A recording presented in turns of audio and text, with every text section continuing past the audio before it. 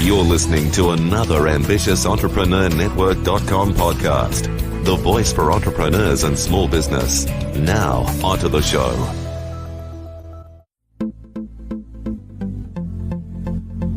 This is Women in Leadership Podcast, featuring success insights from women around the globe. Now, over to your host, Anne-Marie Cross.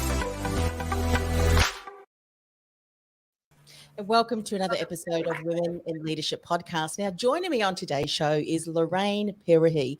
She is known as the Productivity Queen, helping small business owners save time, make more money, and to get a life. Now, after feeling tired and worn out and over it, she was just totally over it. And at the age of 53, she rebranded as Relaunch Your Life, helping baby boomer businesses reignite their passion and their purpose. Now, 3 years ago, she followed her son's dream of honing his own gym, creating the type of environment he wished he had when he was growing up. Now, fitness has always been Lorraine's passion. I know, I've known Lorraine for a long time. Fitness is so important to her. And now she is the operations manager of Inner Athlete, applying her experience to build a successful business.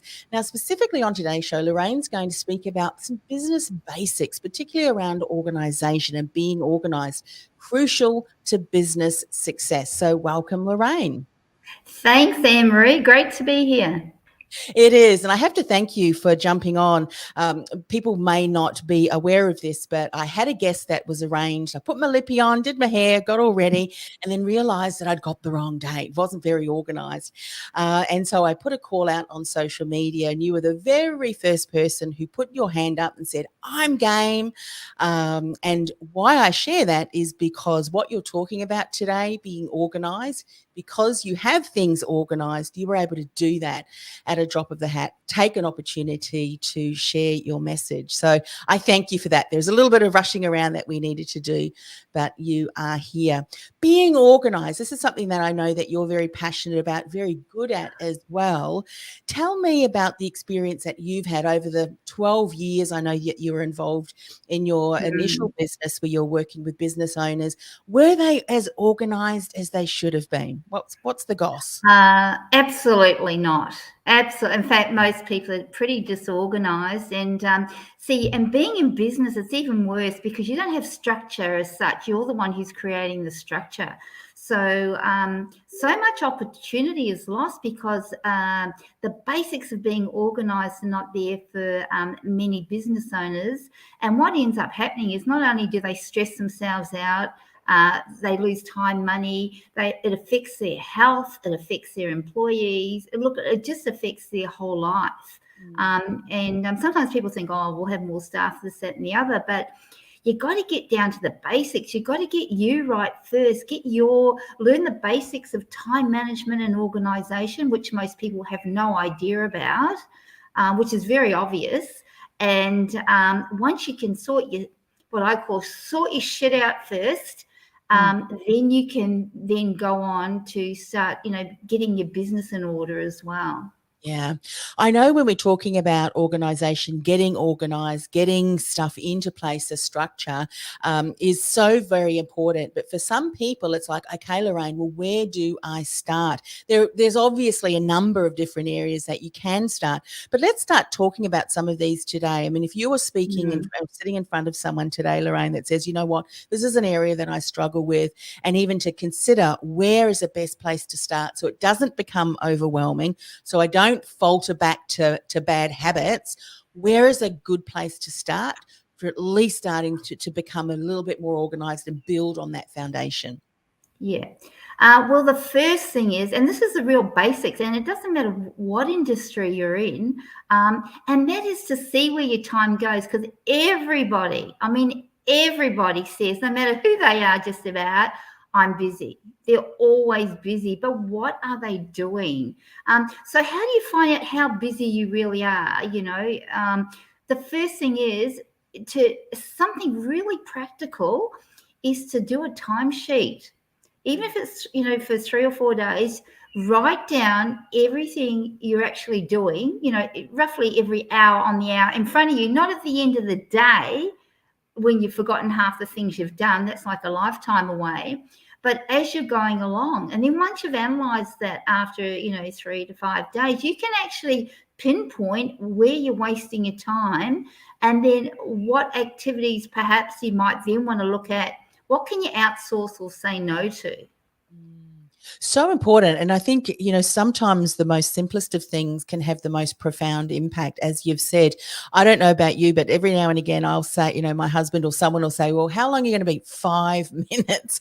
And I go, well, I know you're 5 minutes. And it's interesting, isn't it, that we may think that something only takes 5 minutes, but in actual fact, when we start to actually, what is the time that you started that activity and what is it when you finished? Something else that I noticed when I've started doing that, because I know that you've said this before, and I've started doing it in my own business, and I noticed the difference. When you know you're timing yourself, you can be far more focused on what you're doing rather than getting distracted by lots of other things, because it's like I'm actually being accountable to myself and I'm documenting these things. So it's interesting that when you start monitoring actually where your time goes, you start to become a bit more discerning, if you will, as to where that attention goes. But I guess in this instance is go forward how you would normally go, because then you'll be able to see where the triggers are, where the gaps are, and what the most time drains are. Is that kind of what you found when people started Yeah, doing that? absolutely. Now, most people, they balk at doing that. They make excuses why they couldn't do it or whatever.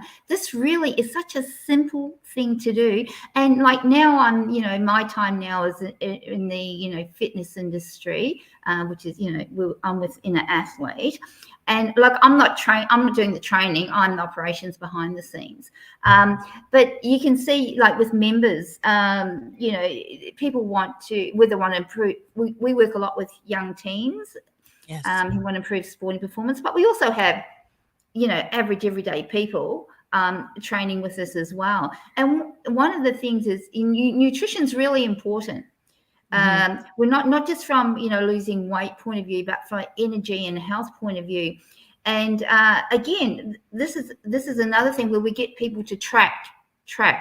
So time tracking, we track it. It's like tracking your food, you're tracking your time. Same sort of scenario. Once you can see what you've been eating, you can really pinpoint, well, are you eating at the right time of day? Are you eating the right type of thing? Should there be other things put in its place? So the word tracking in time, and in anything, once you track, you can then get a real handle on what's really going on. Yeah. We can balk at that as a business leader. However, if we look at encouraging our staff to do that, I mean, because some people may be in the manufacturing business, or they may develop a particular product, even if they're a service-based business as well. And I remember years ago, I mean, this was many years ago, when I worked for a manufacturing company of shade sales, we did a costing and we tracked every minute, if you will, and also the componentry. It was so important to track because that was part of the costing. So the business owners who say, well, I can't really track that. Well, I hope that you're tracking other things in your business, because, as you said, the time factor could really be losing money, particularly if you're not charging the right time out, if you've got manufacturing, as you said, staff and business as well. So, okay, so then we start to track. That is something then that we want to continue to do, or is it a process so that we can identify, look, your systems are obviously not working because you spent 5 minutes looking for documents, and that seems to be a specific thing. Is that process going to lead then to other areas that we can then start to look at where the disorganization is? Yeah, absolutely. Well, the disorganization, it's, what do they say? It stinks from the head down, isn't it? It's you, right? You've got to start with you. Stop blaming everybody else. So once they can see where their time goes, then it's a question of looking at, there's a couple of spin-offs from that. But as a starting point, who else can be doing some of these tasks? Because we're not good at everything. I'm not good at everything. Well, we've got a team of, we've got my son, and then we've got 4 other coaches. Plus I have a VA, not full-time, just she's up in Queensland, and she'd do, I don't know, probably about 4 or 5 hours worth of work a week. Now, she does stuff that maybe I could do, but I don't want to do. And she's a hell of a lot faster than me, and it's worth paying the money to have her do the work. So looking at how you can delegate, even if you're on your own, the sole operator, do you really have to be doing the base, the bookkeeping? You see, I screw my face up because I hate it and I don't do it. The bookkeeping, I don't know, the invoices, all the different things that you're not good at, because what will happen, and I'll tell you this from my own personal experience, I got tired, worn out and over it when I was 53, looking for more passion and purpose. And I just got, when you're doing the things that you don't like doing and you continue to do it, you then will, you'll end up burning out. You'll hate what you're doing and you just won't continue, or maybe if you do continue, you won't be very productive because you're not enjoying what you're doing. So that's the bottom line, really, when we talk about delegating tasks off. You want to enjoy it. You want to enjoy, have some enjoyment anyway. I mean, let's face it, business is not, there are many, many times it's not enjoyable because there's a whole lot of stuff that goes on. But for the most part, you do want to sort of have some satisfaction. Totally. And some of the things that you're talking about now, all of them actually are within our control. I mean, there are some things in business that, as you say, there's different challenges and things like that. We want to make sure that we're creating the right environment where we're able to respond in the best way possible. And I've found if I'm working on activities that drain me, even though I may then switch to an activity that I do typically enjoy doing, because I've been drained by that other activity, I don't bring my full energy, if you will, to those activities. And that's what I think you're saying, is that if we're constantly driving ourselves and working on activities that are just not motivating to us, it's going to impact and everything that we do if we're not careful, and certainly wear ourselves thin. Something else that I'd love you to speak about, because I know that you used to do this in work. I've been blessed to know you for many, many years. You talked about hiring staff. Now, here is the most important topic about being organized when we're hiring staff. We have to have systems and processes in place, because if we're hiring staff to delegate stuff off to save time, if you don't have processes in place, you're going to add even more chaos to your business because your team doesn't know what they need to do and all that. What sort of things do you have in place, Lorraine, that enables your VA to really support you so that it's not a time drain for you, that she's or he always checking in and, not really being sure how best to support you? I was just thinking, so with my VA, she's got a calendar of activities for the week. Remember, we're not talking about, she's not a full-time person. She probably does about maybe 4 or 5 hours worth of work a week, if that. But to me, it seems like if I was doing it, it would be like 20 hours worth of work. Yeah, she knows what to do. So lots of communication is vital. To be able to, communicate. Maybe you might have to do a Zoom call, responding to emails in a timely manner, not being the hold-up person, the bottleneck to stop them from doing their work, which is often the case in small business. You are the bottleneck, so you want to move things along quickly. So the communication is really important, and being clear about what tasks need to be done. So we do have a checklist of things that are to be done every week. Which she does. But I still, again, at the end of the day, you still need to not just throw it at the person and just leave it to them and trust that they're going to do it. I still double check to make sure, because people slip up. No one's perfect, So it's always vital to sort of keep an eye on it. And to allocate the time so that you can actually work on the tasks that need to be done is really important. Yeah.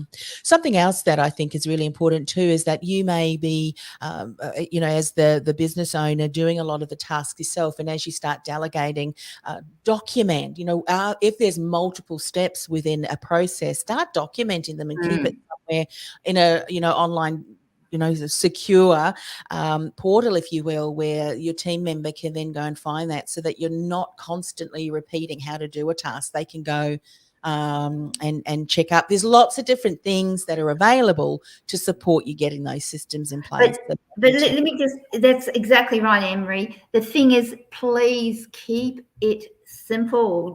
You know, a lot of people want apps for this, apps for, I mean, look, we have a team within our business, and you can have apps and this, that, and the other, but again, people still don't check emails. They still not responding. So I always suggest that for yourself to write things down. I know it's the technological age, but most people are still very disorganized. So, using a diary, writing out, when you're going to be doing what. And look, if you want to do that electronically, that's all well and good, fine. Whatever works for you, as long as it's working. Yeah, that's all I can say. That's exactly right. It's simple. I have to smile on the inside when you talked about, apps for this and apps for that, and finding a style and a system that suits you. Because I remember doing productivity courses, and the way in which they told you to do certain things, to me, was an absolute chore in and of itself. For me, I'm better with flowcharts, seeing things, creating a Google Doc. It's there, and then team can access that. So it's finding something, as you say, that's repeatable for you, that doesn't become a chore in and of itself. Because as you said, people are not going to then check up on that, because it's kind of like I have to go into that system again, or whatever it is. So find a system for you. What are some other things? I mean, we've talked about delegating. We've talked about, tracking and monitoring your time. We've talked about, are you looking after yourself as that business leader? Because if you're not physically and nutritionally, that's going to impact you. What are some other areas lacking disorganization that you've really seen keeps businesses stuck from growing? Well, as you say, the systems in play.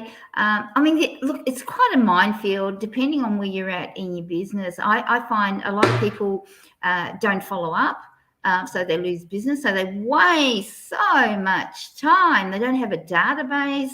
They're not, they're not leveraging themselves. All the things that I've learned over the years, I've been able to bring to this business, with the autoresponders, the newsletters, and the basic marketing. It's quite a minefield there, depending on where a person's mindset's at as well, because there are some people that are so set in their ways, they're not willing to necessarily progress. So I think a lot to be productive in your business, productivity is something from within you. I know I'm sort of waffling around a bit, but I just want to bring back to, and this is really important, and most people shrug it off with the I don't have the time scenario.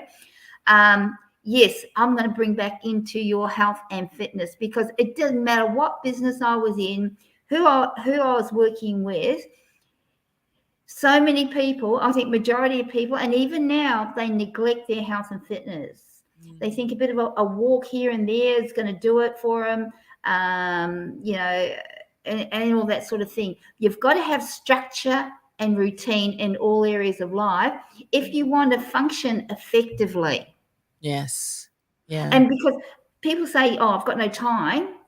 Well, I'm sharing with you basic stuff that actually will help free up your time, because when you're fit and healthy and you've got this structure in your life, things become way more easier to handle. You feel good about yourself. You've got tons more energy, and your mindset is you're much more clearer, and you're more positive. Yeah, and that makes so much difference, especially when you think about what businesses have gone through over the last 3 years. It's crucial, isn't it? What's going on in here, what you're listening to, what you surround yourself with, because as we said before, if we're working on an activity that doesn't really fit with what motivates you, it's going to take you or skill set, it's going to take you twice or maybe even three times the amount of time. But something that we don't often think about, which is so impactful to everything, is what's going on here. Now, I remember this was a client that I worked with years ago. I was encouraging her to get her bookkeeper in place. She didn't for months. In fact, I think it was well over 12 months. Finally, when she did, she said, oh, I am so glad. And I wish I had done it earlier, because she realized that not only did it take longer time to do the bookkeeping, she was dreading it. So there was energy and the mindset wasted thinking about, I have to do this, have to do this, have to do this, days before she even had to do it. And that encroached on how she showed up to the other tasks as well. So there's a lot of underlying things as business owners we don't recognize, do we? That health is one of them, fitness is another, nutrition, mindset, what are we, feeding our mind, so to speak, that all impacts areas that are so significant that we may not even realize is actually impacting us. Yes? Oh, I agree. Actually, that reminded me of someone that I know. They've got their own, well, I'll say manufacturing. They produce a product in the pet industry from home, and the two people involved with it, they're physically putting everything together and assembling and doing everything. And I said, why? You're so busy. Why don't you pay someone, 20, 25 bucks an hour to come in and do that, so that you as the business owner can then focus on the marketing and getting this product out there. Yes. But I think for a lot of people, they're scared to free up their time because they don't know what they're going to do with it. Yeah. They don't know what they're going to do with it because they've just kept themselves so busy and filling it up. They don't know what the next step is, so they just keep being busier. You know what's interesting about that? I heard, and I can't remember who it was, but there's an author that wrote a book, and it talks about margin. What margin do we leave in our diaries? And often, and this is what he said, we wear a badge of honor as being busy. How are you? Oh, really busy. And it's almost as if we're not busy, then we're not really successful. So we need to flip that on its head, isn't it? Busy does not necessarily, and we know that this is a saying, is not necessarily productive. You can have a really productive couple of hours and then free up your time to go and do the most important, some of those foundational things like exercise. And maybe for some of you, it is, I love going for a walk in nature, or painting, or taking photography. And I know when I get back, I'm far more energized, far more creative, and able to do what I need to do, far more focused, because I've taken that time. And speaking of which, I've seen some of those paintings or drawings of yours. You are so good. Thank you. I never knew. And this is what we're saying, is go and do some things that you thought, oh, well, I might like to try my hand at that. You never know. It may be something that, that you may be good at. But for me, I do it because it disconnects me from all the things and I can focus. To me, that is just so important. We have to find out, don't we, particularly with everything going on in the world, what is something that you can continue to do. For you, I know it is absolute fitness. We have to have some form of that, because as we know, if you're not looking after yourself physically, that can impact you mentally, body, mind, spirit, soul. That's so important. And also being aware of that too. If you do have people working for you, they also have got stuff going on in their lives too. So if you're stressed and worn out and everything else, you can't even see clearly yourself what's going on with them, and that doesn't help anybody. Yeah. Something I want to talk about, and I know that you do this within, have done this within your business too, and often business owners don't see, for some of them, they don't see the benefit of getting a coach or a mentor. I can handle this myself. It's even in the areas of fitness. I can do it myself, but if we hire someone who is skilled and an expert, they can fast track our results because of the fact that they can direct us to the areas where they know is going to get the best results. Talk a little bit about the benefit of hiring an expert coach. Yeah, absolutely. Well, I've already had, in my other businesses, I always had a coach of some description to help me learn and grow.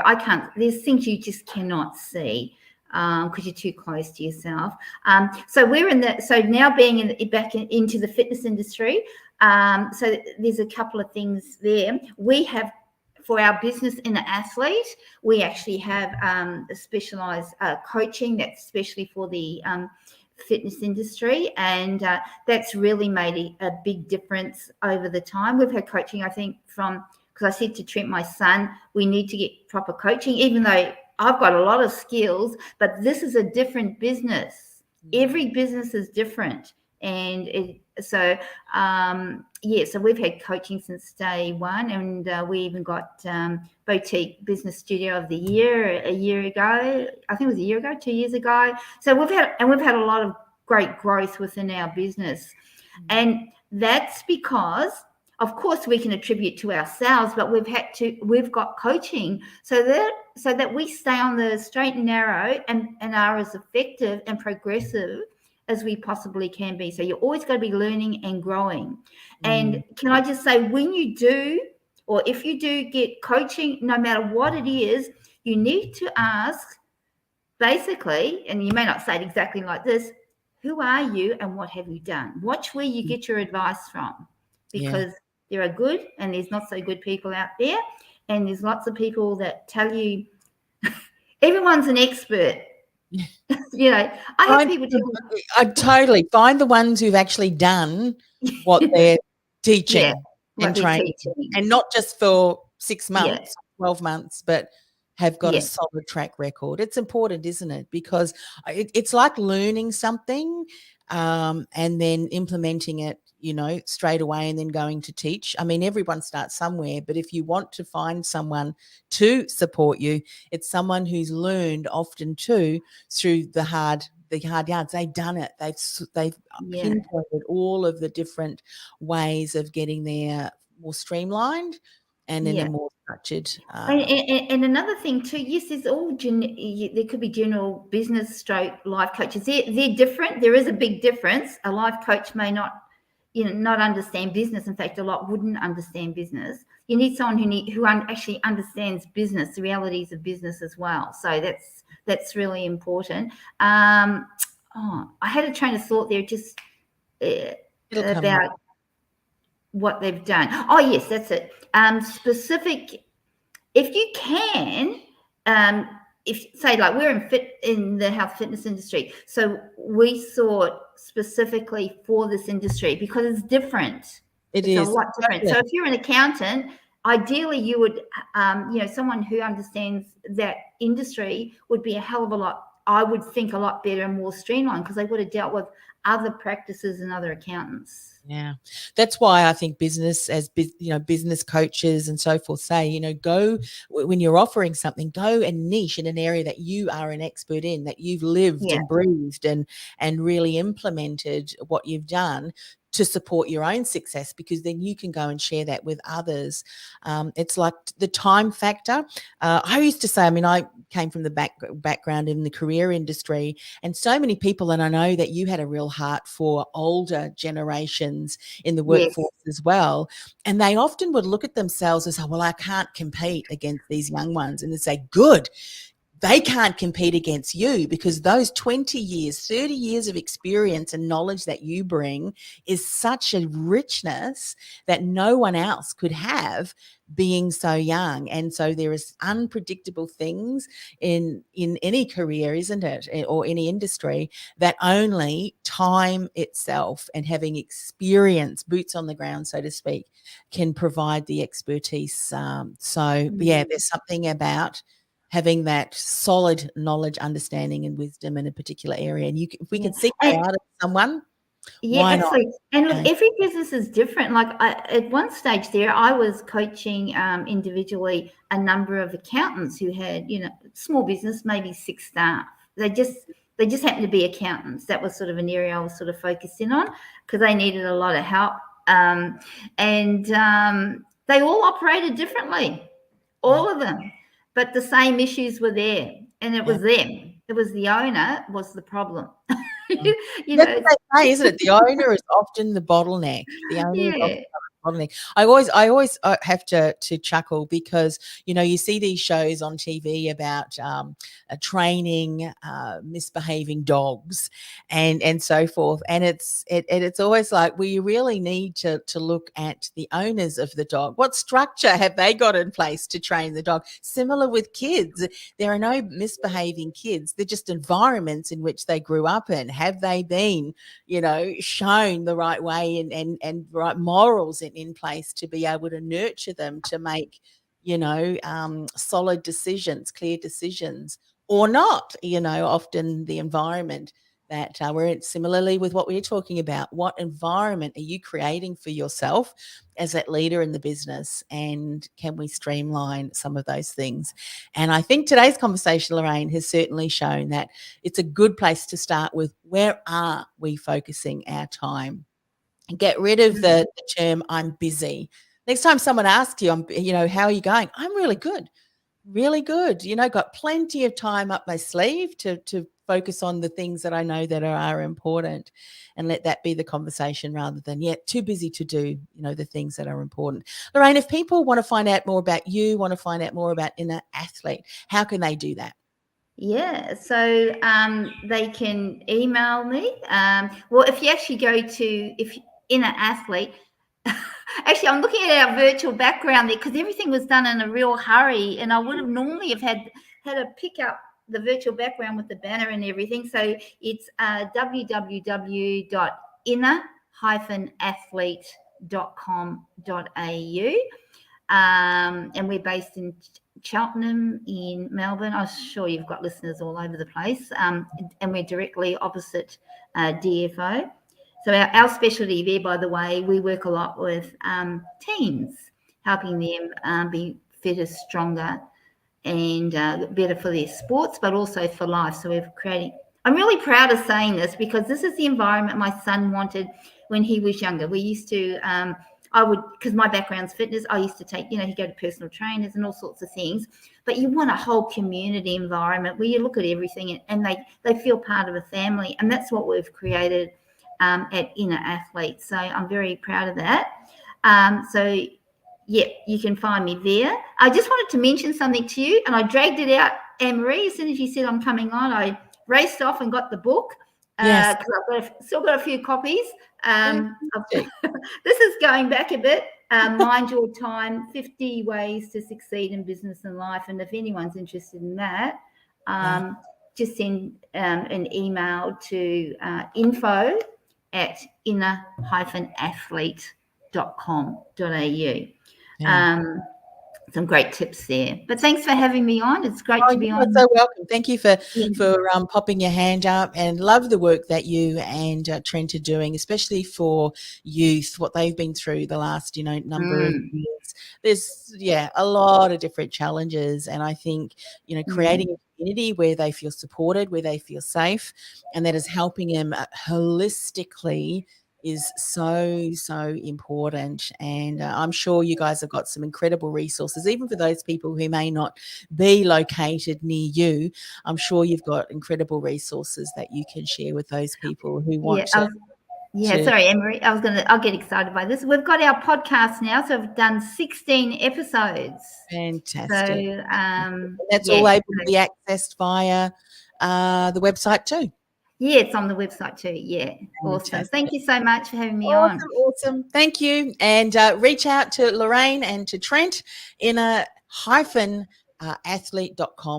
Bye for now, Lorraine. Thank you. Bye.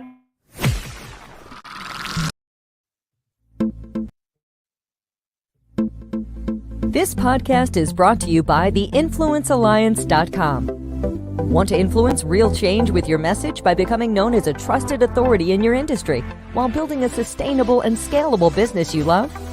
Find out how by accessing our free podcast series at www.theinfluencealliance.com/podcast series. That's theinfluencealliance.com/podcast series.